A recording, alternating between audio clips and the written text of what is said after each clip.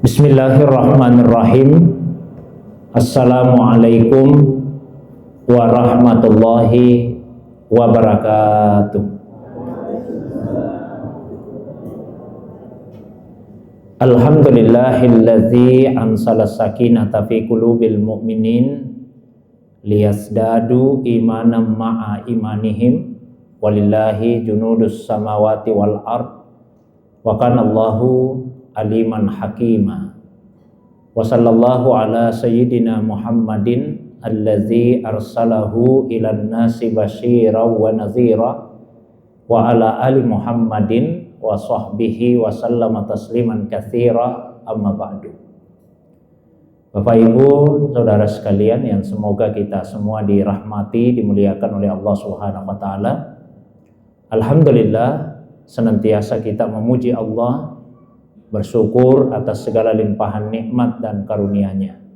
Salawat dan salam semoga tercurah kepada kekasih kita Rasulullah Muhammad sallallahu alaihi wasallam, begitu pula kepada keluarga beliau, para sahabat dan pengikutnya yang senantiasa istiqamah menghidupkan sunnah Nabi sallallahu alaihi wasallam.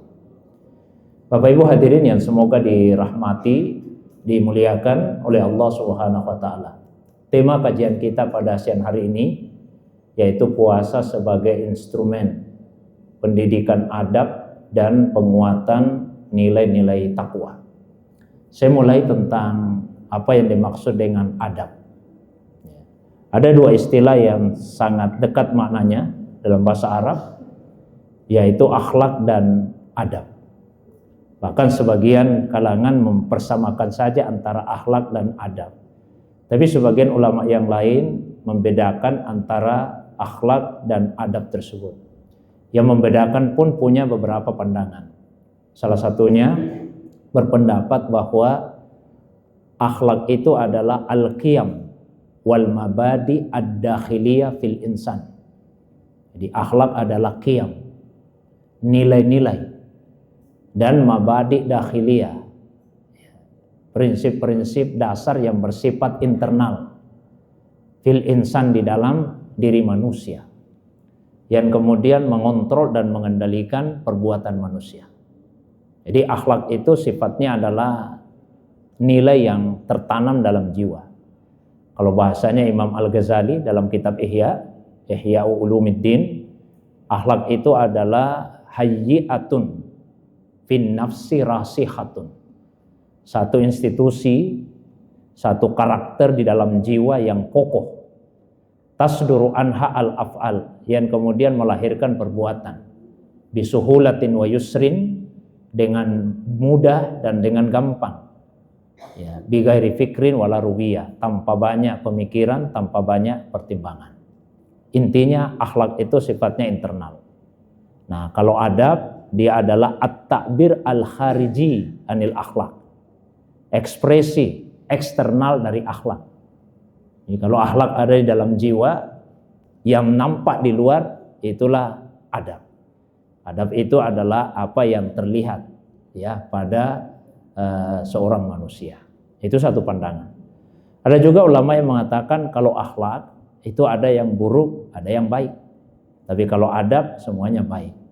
Jadi begitu dikatakan adab, maka itu menunjukkan sesuatu yang baik. Pendapat yang pertama yang banyak diikuti oleh ulama kita. Terus yang kedua tentang nilai-nilai takwa. Takwa ini pada awalnya sesuatu yang abstrak. Nabi SAW dalam sebuah hadis yang cukup panjang, di pertengahannya itu beliau mengatakan at-taqwa hahuna wa yusiru ila sadrihi salasa marrat. Takwa itu kata Nabi ada di sini. Lalu beliau menunjuk ke dadanya sebanyak 3 kali. Jadi dia abstrak. Tapi kemudian ada indikator-indikator. Yang dari indikator itu kemudian bisa dinilai apakah seseorang itu bertakwa atau tidak. Nah, tentu banyak indikatornya, bisa kita jumpai misalnya di surah Al-Baqarah ayat 1 sampai 5. Begitu juga di surah Al-Imran ayat 133 sampai 135. Tapi saya ingin mengutip satu pandangan ulama tasawuf yang mengatakan bahwa kata takwa yang terdiri dari 4 huruf itu mewakili setiap karakter. Jadi ta itu adalah tawadu, Qafnya itu adalah qanaah, wawunya itu adalah wara, dan ya-nya adalah al-yakin. Jadi nilai-nilai ketakwaan yaitu sifat tawadu, kemudian qanaah, merasa cukup dengan pemberian Allah, lalu kemudian wara, menjaga atau memelihara diri, dan yang keempat yaitu yakin. Yang pertama tawadu. Tawadu tempatnya di hati, bukan pada penampilan luar. Jadi kita tidak bisa memastikan seseorang itu tawadu dari penampilan luarnya, karena tawadu wilayah hati. Sama dengan kebalikannya. Kebalikan dari tawadu itu takabur. Takabur juga letaknya ada di hati, bukan pada penampilan luar. Pernah ada sahabat datang ke Nabi, lalu kemudian bertanya kepada beliau, ya Rasulullah, saya itu suka pakai pakaian yang bagus-bagus, yang mahal-mahal, pakai sepatu yang bagus, naik kuda yang mahal. Apakah itu termasuk kesombongan ya Rasulullah? Kata Nabi, tidak.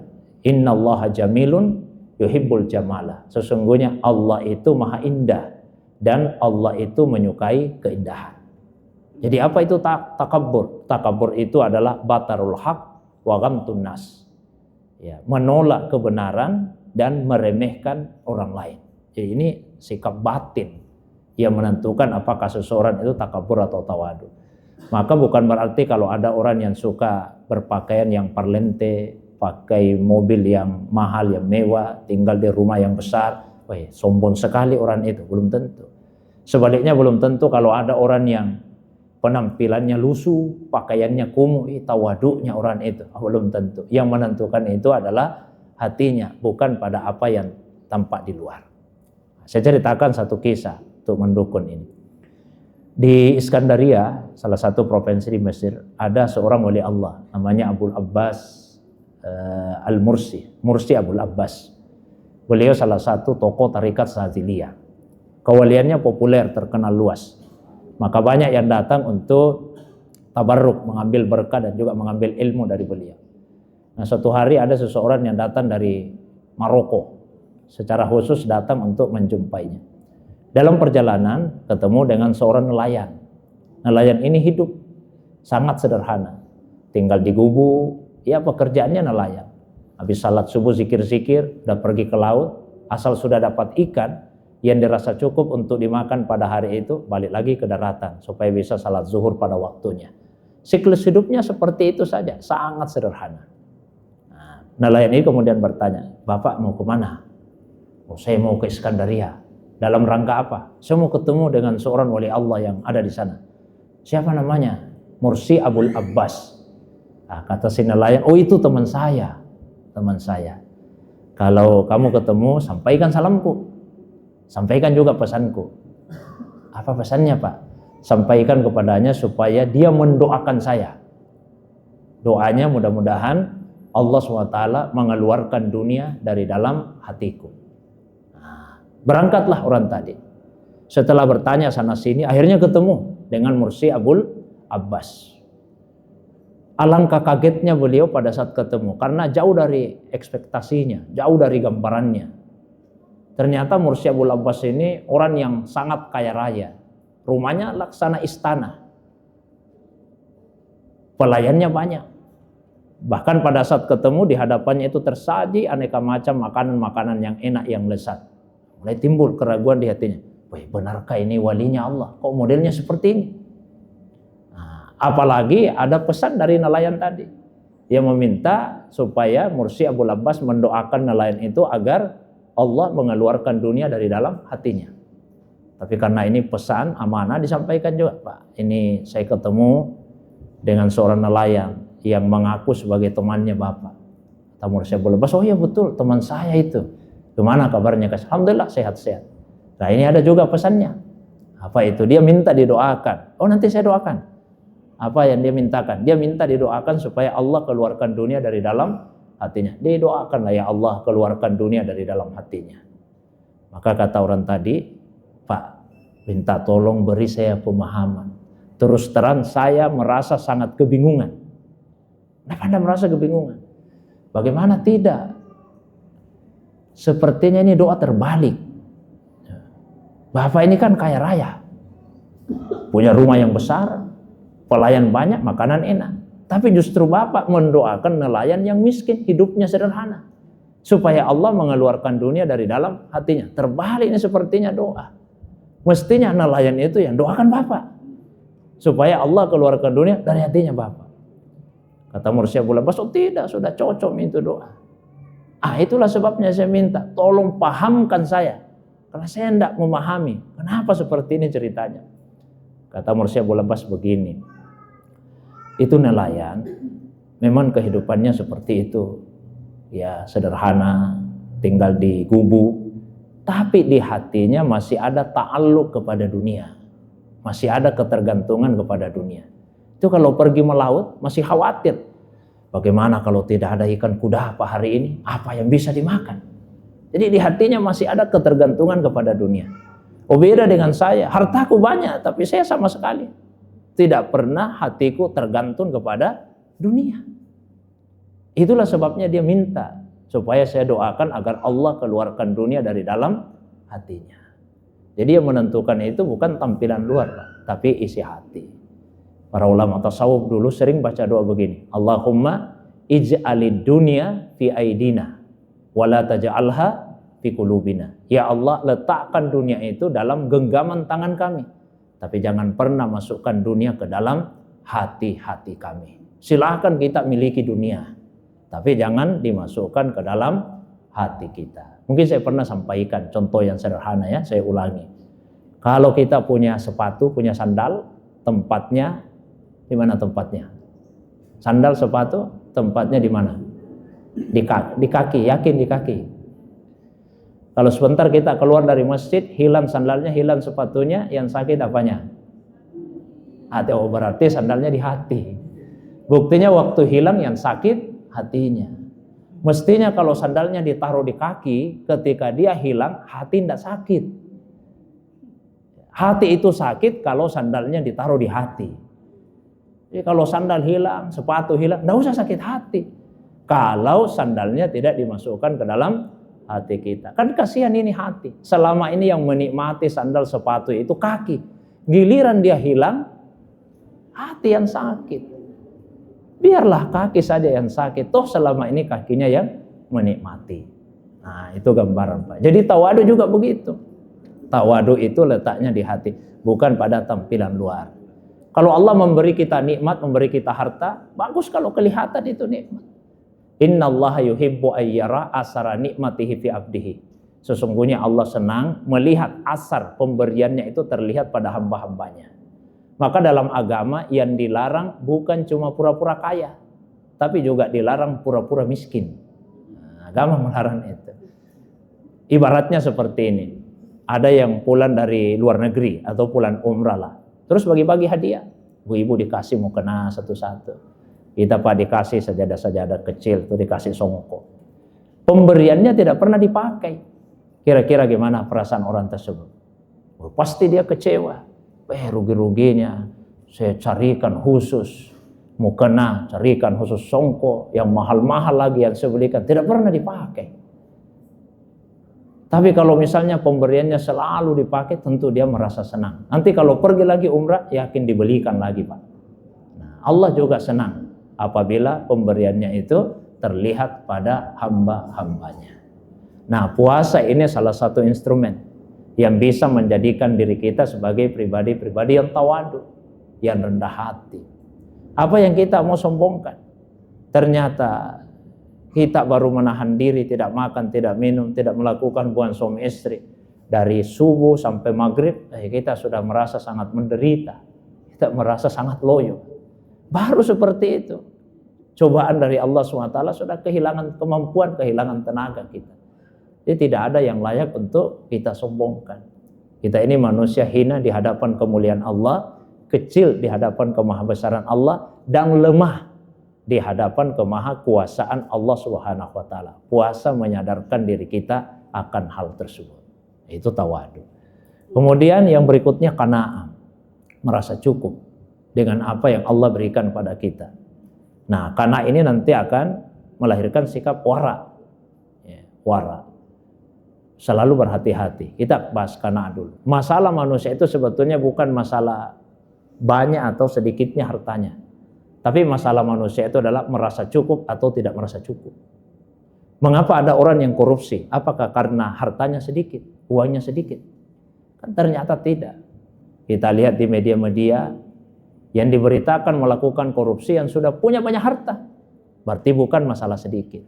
Tapi masalahnya adalah tidak merasa cukup dengan apa yang dia miliki. Ya. Mengapa ada orang yang melakukan perselingkuhan misalnya? Apakah dia belum punya pasangan hidup? Ya kan sudah punya. Terus kenapa dia masih melakukan itu? Karena tidak merasa cukup dengan pasangan hidup yang dia miliki. Kenapa ada orang yang sampai sikut sana sini kanan kiri demi meningkatkan jabatannya, kedudukannya? Karena dia belum merasa cukup dengan jabatan yang disandangnya. Jadi persoalan kita ini adalah merasa cukup dengan apa yang Allah berikan kepada kita.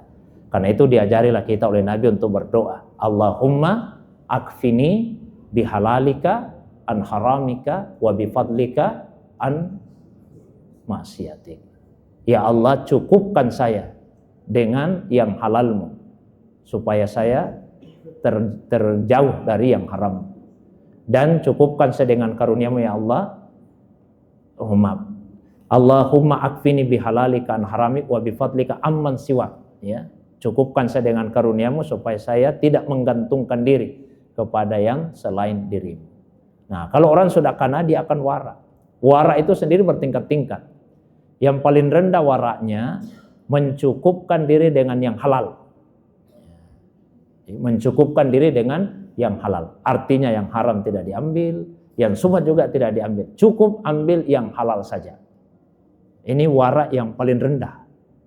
Nah, ini pun sudah susah. Nah, kita tingkatkan lagi level yang kedua.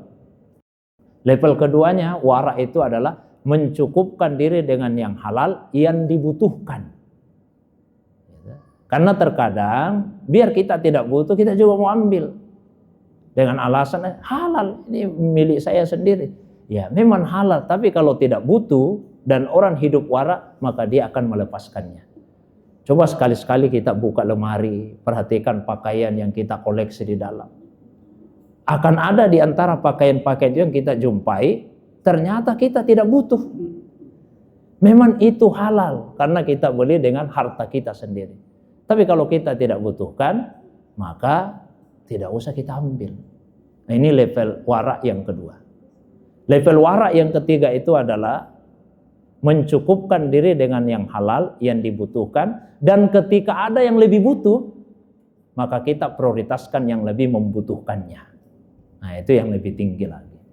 Nah, puasa juga melatih kita untuk memiliki sikap ya, qanaah dan juga wara tersebut.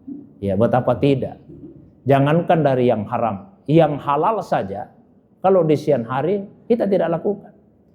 Hukum asalnya makan, minum, hubungan suami istri itu kan halal sebetulnya, hukum asalnya.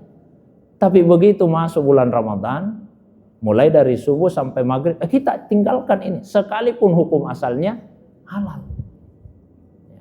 Jadi sebetulnya puasa ini melatih kita untuk memiliki ya, sifat qanaah dan juga sifat wara itu. Jamaah yang dirahmati, dimuliakan oleh Allah Subhanahu wa ta'ala. Nah, terus yang berikutnya tentang yakin. Ya, yakin. Keyakinan ini ada 3 levelnya. Yang pertama disebut dengan ilmu yakin. Yang kedua dinamakan dengan ainul yakin. Dan yang ketiga disebut dengan haqqul yakin. Dan tiga-tiganya disebut di Al-Quran. Saya langsung berikan satu perumpamaan untuk memudahkan memahami tentang level-level keyakinan tersebut. Saya punya tetangga. Selama bergaul dengan beliau, terbukti tetangga saya itu jujur. Jujur, Pak. Dan tetangga saya ini penjual kopi. Suatu hari datang ke rumah saya. Lalu dia cerita, Ustaz, di rumah ada jenis kopi yang baru. Paling nikmat dibandingkan dengan kopi-kopi yang lain yang selama ini saya konsumsi.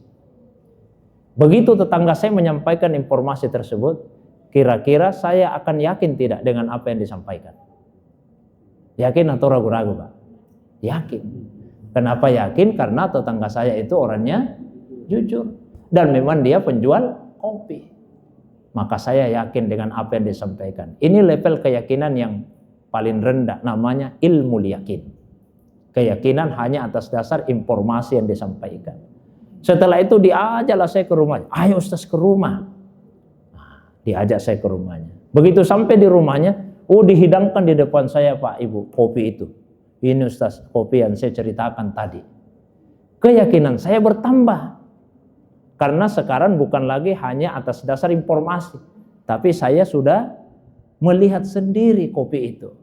Maka ini dinamakan dengan ainul yakin. Setelah itu kemudian tetangga saya meminta, silakan Ustaz dicicipi ini kopinya. Dicicipi. Saya minum lah Pak, saya minum. Begitu saya minum terasa, nikmat betul kopi ini. Keyakinan saya mencapai puncaknya. Karena keyakinan itu sudah didasarkan atas dasar apa yang saya alami. Maka itulah yang dinamakan dengan hakul yakin. Nah, puasa ini melatih kita untuk menumbuhkan keyakinan kepada Allah Subhanahu wa Ta'ala. Coba Pak, dibandingkan ibadah-ibadah yang lain, puasa itu lebih dekat keikhlasan dan keyakinan kepada Allah.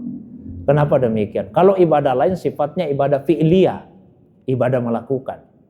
Karena dia ibadah melakukan, jelas terlihat siapa yang melakukannya. Salat misalnya, itu dengan mudah kita lihat, ini orang lagi salat. Karena dia berdiri, dia ruku, dia duduk, dia sujud. Sekarang ini kan bisa dipastikan Pak, bahwa kita semua saat ini tidak sedang salat. Bisa dipastikan, tidak ada yang sedang salat. Kalau tiba-tiba ada yang masuk masjid, terus dia berdiri di situ, ruku, berdiri lagi, sujud, duduk, kita bisa pastikan dia sedang salat. Karena ini ibadah fi'liyah. Haji juga begitu. Jelas kelihatan kalau orang lagi haji. Bagaimana dia berihram, bagaimana dia tawaf, bagaimana dia sa'i. Tapi kalau puasa, dia bukan ibadah fi'liyah. Bukan ibadah melakukan. Puasa itu ibadah tarkiyah, ibadah meninggalkan. Karena ibadah meninggalkan, susah kita pastikan seseorang itu puasa. Nah, contoh. Saat ini tidak ada seorang pun di antara kita yang sedang makan minum. Tidak ada ini Pak yang sedang makan minum. Tapi apa bisa dipastikan? 100% yang ada di masjid ini puasa semua. Bisa tidak dipastikan? Tidak bisa. Kalau salat Pak bisa dipastikan. 100% tidak ada yang salat sekarang ini. Tapi kalau misalnya masuk waktu asar terus kita semua berdiri, kelihatan Pak, bisa dipastikan 100% semua salat. Tapi kalau puasa tidak. Karena puasa itu adalah ibadah tarkiyah, ibadah meninggalkan. Sehingga sekalipun orang sedang tidak makan, sedang tidak minum, tidak bisa dipastikan bahwa dia sedang puasa. Yang mengetahui secara pasti hanyalah Allah Subhanahu wa Ta'ala. Nah, maka ibadah ini menumbuhkan dalam diri kita itu keikhlasan dan keyakinan. Kalau kita mau bohong-bohong kan bisa. Minum saja 1 gelas air. Setelah itu kemudian kita pura-pura loyo. Kenapa loyo sekali? Begitu memang kalau orang ikhlas puasa begini modelnya. Padahal sudah minum Pak.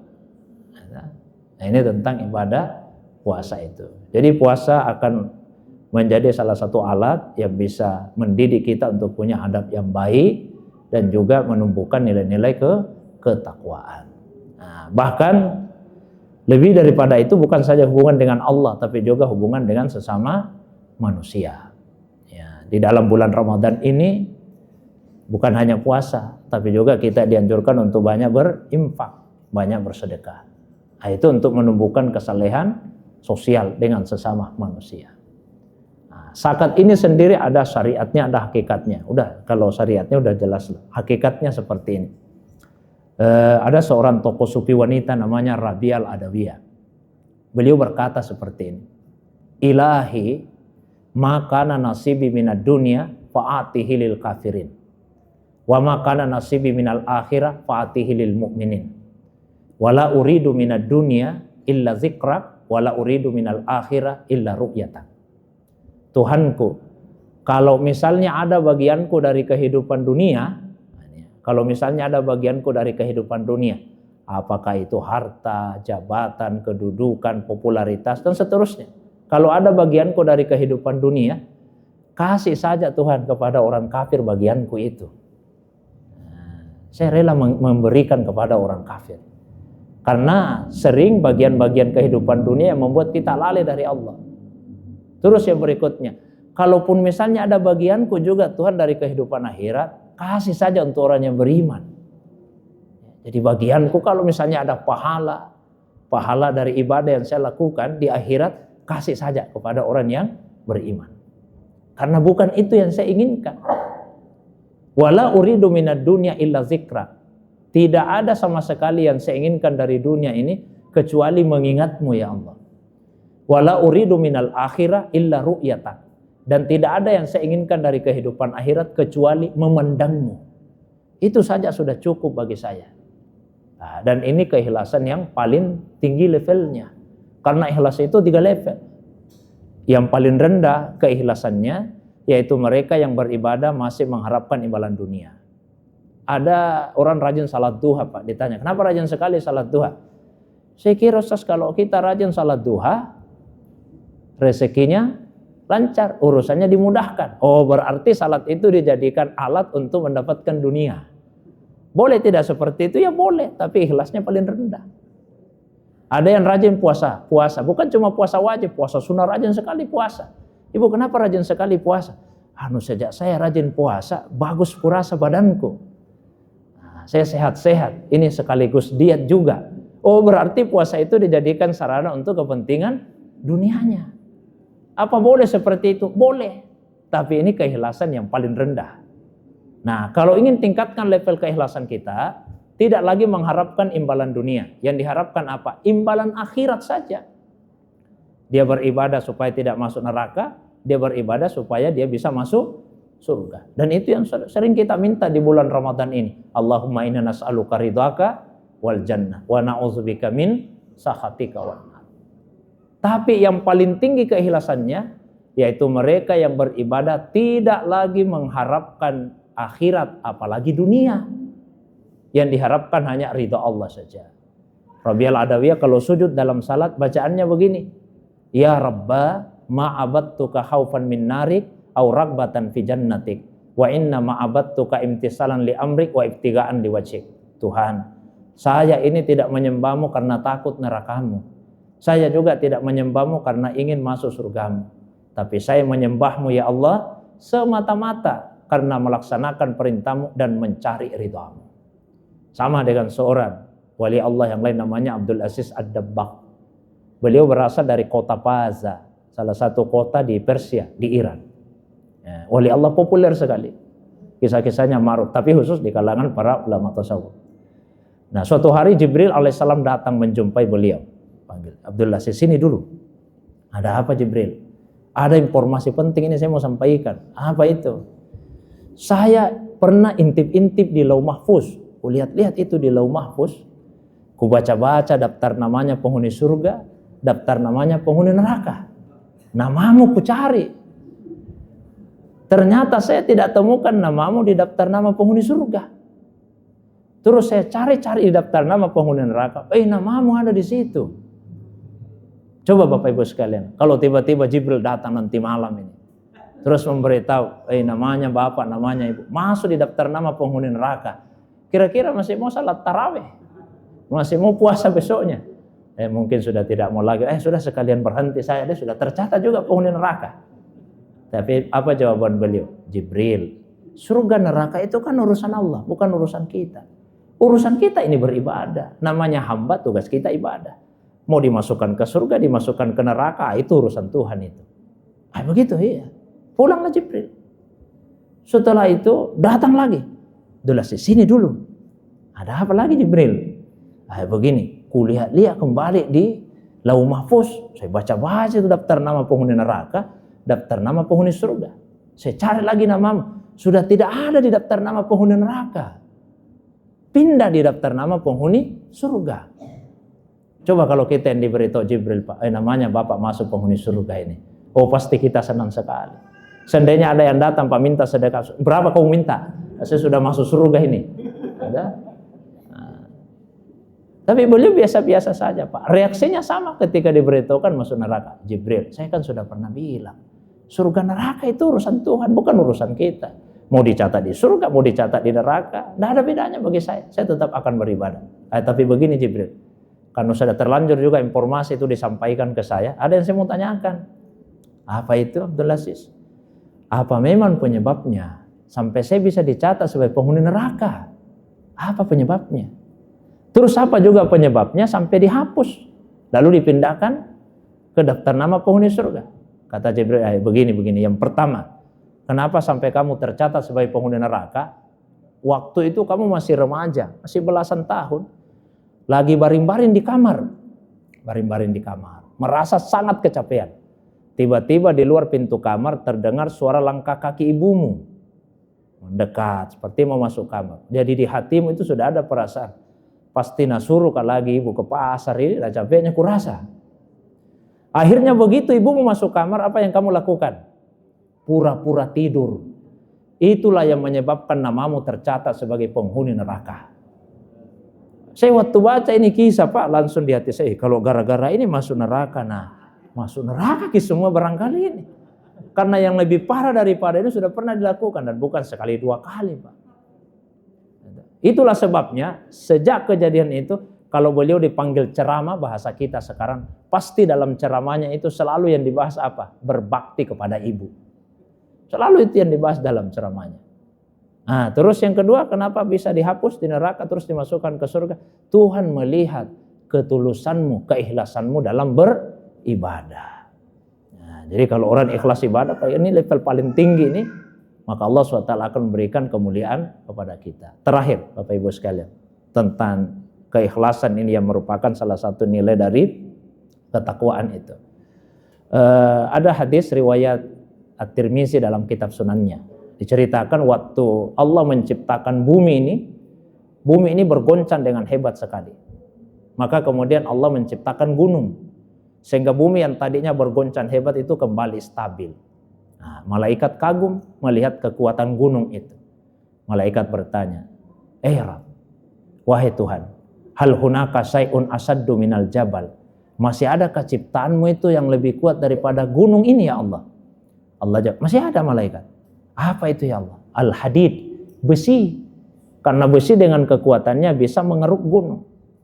Nah, begitu malaikat melihat besi, kagum lagi bertanya, ya Rabb, hal hunaka syai'un asaddu minal hadid? Masih adakah ciptaanmu yang lebih kuat daripada besi? Masih ada malaikat. Apa itu ya Allah? An-nar, api. Karena api dengan kekuatannya bisa melembekkan, melunakkan besi. Begitu malaikat melihat api, kagum lagi bertanya, ya Rabb, hal hunaka syai'un asaddu minan nar? Masih ada ciptaanmu yang lebih kuat daripada api? Masih ada malaikat. Apa itu ya Allah? Alma, air. Karena air bisa memadamkan api. Begitu malaikat melihat air, bertanya lagi, ya Rabb, hal hunaka syai'un asaddu minal ma? Masih ada ciptaanmu yang lebih kuat daripada air? Masih ada malaikat. Apa itu ya Allah? Ar-rih, angin. Karena angin dengan kekuatan dan kecepatan hembusannya bisa membawa air itu ke sana kemari. Begitu malaikat melihat angin Pak, dengan kekuatan dan kecepatan hembusannya, malaikat bertanya lagi, ya Rabb, hal hunaka syai'un asaddu minar rih? Masih ada ciptaanmu yang jauh lebih cepat dan jauh lebih kuat dibandingkan dengan kecepatan dan kekuatan hembusan angin? Allah jawab, masih ada. Apa yang lebih kuat dan lebih cepat daripada kekuatan dan kecepatan hembusan angin itu? Allah menjawab, anak manusia. Yang apabila dia beramal dan dia ikhlas dalam amalannya, kecepatan amalnya untuk sampai kepada Allah lebih cepat daripada kecepatan hembusan angin. Dan dia akan lebih kuat daripada apapun jua. Itulah sebabnya Nabi itu digambarkan oleh Abdullah bin Abbas. Beliau mengatakan, wala Rasulullah sallallahu alaihi wasallam ajwadu bil khairi minar rihil mursalah. Dan Nabi itu lebih cepat melakukan kebaikan dibandingkan dengan kecepatan hembusan angin. Kenapa orang yang ikhlas begitu kuat? Karena orang yang ikhlas sandarannya Allah. Seseorang itu tergantung kepada apa atau kepada siapa dia bersandar. Saya bersandar di kursi. Kalau kursinya tiba-tiba patah, jatuh, saya juga ikut jatuh. Yang bersandar di tiang, di tembok, kalau temboknya roboh, ikut juga jatuh. Kalau kita bersandar kepada manusia, kepada atasan diganti, goyang-goyang juga posisi itu Pak. Nah, tapi kalau kita bersandar sama Allah, Allah itu Al-Hayyul Qayyum, ya, Ad-Daim Al-Baqi. Maka siapa yang sandarannya hanya Allah Subhanahu wa taala, dia akan menjadi orang yang sangat kuat dalam kehidupan ini. Saya kira itu pengantar kajian kita di siang ini, mudah-mudahan ada manfaatnya. Kalau ada yang ingin ditambahkan, mungkin ada yang ingin didiskusikan, saya persilakan. Wa ilallahi turja'ul umur. Wassalamualaikum warahmatullahi wabarakatuh.